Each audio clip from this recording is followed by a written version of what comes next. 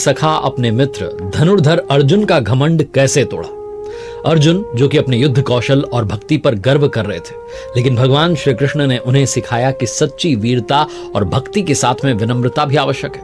आइए जानते हैं ये कैसे हुआ। नमस्ते, मैं आरजे कार्तिक आपका स्वागत करता हूं सीखो ऑफिशियल शो महाभारत के किस्से में। महाभारत के युद्ध के दौरान भगवान श्री कृष्ण ने कई बार अर्जुन के अहंकार को तोड़ने के लिए विभिन्न युक्तियों का सहारा लिया। इनमें से एक प्रसंग तब हुआ जब अर्जुन और कर्ण के बीच में घमासान युद्ध चल रहा था। दोनों योद्धा अपनी पूरी ताकत से युद्ध कर रहे थे। अर्जुन के बाण जब जब कर्ण के रथ पर लगते थे तो उसका रथ 20 से 25 हाथ पीछे खिसक जाता था, जबकि कर्ण के बाणों से अर्जुन का रथ थोड़ा ही पीछे हटता था। अर्जुन इस बात से गर्वित हो गया कि वो कर्ण से अधिक शक्तिशाली है और उसके बाण कर्ण के बाणों से कहीं ज्यादा प्रभावशाली है। अर्जुन ये देखकर के आश्चर्यचकित हो गया कि जब भी कर्ण के बाण उसके रथ पर लगते, श्री कृष्ण उनकी प्रशंसा करते, जबकि अर्जुन के बाणों पर वो चुप रहते। श्री कृष्ण के मुख से बार बार जब कर्ण की प्रशंसा सुनी तो अर्जुन से रहा नहीं गया। उसने भगवान श्री कृष्ण से कहा कि हे केशव, जब मेरे बाण कर्ण के रथ पर लगते हैं तो उसका रथ बहुत पीछे खिसक जाता है, पर जब कर्ण के बाण मेरे रथ पर लगते हैं तो ये रथ थोड़ा ही पीछे खिसकता है। फिर भी आप कर्ण की प्रशंसा क्यों कर रहे हैं?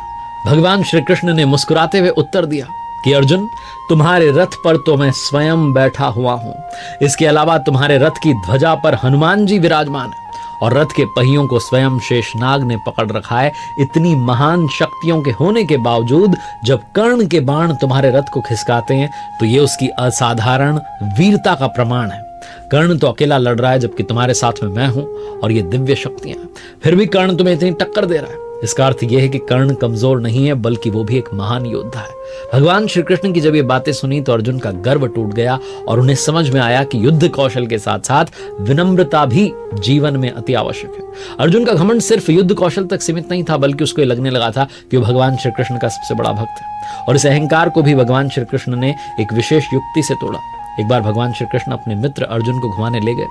घूमते हुए दोनों की भेंट जो है एक गरीब ब्राह्मण से हुई, जिनका व्यवहार कुछ विचित्र था। वो सूखी घास खा रहे थे, कमर में एक तलवार बंधी थी। अर्जुन को देख करके अचंभा हुआ, क्योंकि ब्राह्मण तो अहिंसा के पुजारी होते हैं। उन्होंने ब्राह्मण देव से पूछा कि आप अहिंसा के पुजारी हैं, फिर भी आपने तलवार क्यों धारण की हुई है? तो ब्राह्मण ने उत्तर दिया कि मैं कुछ लोगों को दंड देना चाहता हूं जो मेरे प्रभु श्री कृष्ण को कष्ट पहुंचाते हैं। तो अर्जुन ने जिज्ञासा से पूछा कि कौन है जिन्हें आप दंड देना चाहते हैं? ब्राह्मण ने कहा, पहले तो नारद मुनि, जो लगातार अपने भजन कीर्तन से मेरे प्रभु को विश्राम नहीं करने देते। दूसरी द्रौपदी, जिन्होंने मेरे प्रभु को ठीक उस समय पुकारा जब वो भोजन ग्रहण करने जा रहे थे और उन्हें भोजन छोड़ करके उठना पड़ा। तीसरा जो है भक्त प्रहलाद, जिन्होंने अपने भक्तिवश मेरे प्रभु को भगवान विष्णु के रूप में खंबे से प्रकट होने पर विवश किया। और चौथा अर्जुन, जिसने मेरे प्रभु को सारथी बना डाला, उन्हें युद्ध के बीच में असहज स्थिति में डाल दिया। यह सुनकर के अर्जुन हतप्रभ हो गए। ब्राह्मण की निस्वार्थ भक्ति और समर्पण देख करके उनके मन का अहंकार चूर चूर हो गया। ब्राह्मण की आंखों से बहते आंसुओं को देखकर अर्जुन ने समझा कि दुनिया में उनके अलावा भी कई भक्त हैं जो भगवान श्री कृष्ण के प्रति सच्ची और गहन भक्ति रखते हैं। अर्जुन ने तुरंत भगवान जी से क्षमा मांगी और कहा, हे प्रभु, अब मैं समझ गया हूं कि आपके ऐसे अद्भुत भक्त इस संसार में हैं जिनके सामने मेरी भक्ति कुछ भी नहीं है। इस प्रकार से अर्जुन का घमंड पूरी तरह से समाप्त हो गया। भगवान श्री कृष्ण की मुस्कान में ही अर्जुन को यह एहसास हो गया कि सच्ची भक्ति और विनम्रता ही भगवान के प्रति समर्पण का सही मार्ग होती है। मुझे उम्मीद है कि आपको एक प्रेरणादायक जो कथा है, प्रसंग है, पसंद आया होगा। कृपया